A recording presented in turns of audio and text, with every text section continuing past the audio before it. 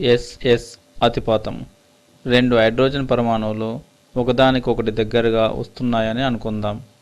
Hydrogen పరమాణువులోనున్న ఒకే electron 1s ఆర్బిటాల్లోనున్నది.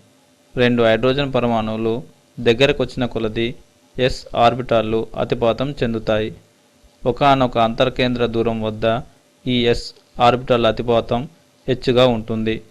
ఈ విధంగా బంధం ఏర్పడిన తర్వాత రెండు హైడ్రోజన్ పరమాణువులు ఎలక్ట్రాన్ జంటను సమంగా పంచుకోవటం వల్ల వాటికి సమీప జడవాయువు ఎలక్ట్రాన్ విన్యాసం లభిస్తుంది.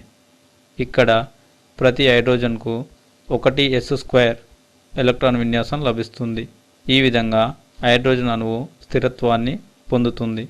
హైడ్రోజన్ పరమాణువుల మధ్య ఏర్పడిన బంధాన్ని ఎలక్ట్రాన్ చుక్క ఫార్ములా ద్వారా కూడా సూచించవచ్చు. పై ఫార్ములాలో ఎలక్ట్రాన్లను చుక్క మరియు క్రాస్లతో సూచిస్తారు. ఈ రెండు ఎలక్ట్రానులు రెండు హైడ్రోజన్ పరమాణువుల నుండి వచ్చాయని గ్రహించవలెను. బంధం ఏర్పడిన తర్వాత ఈ ఎలక్ట్రాన్లను గుర్తించలేము.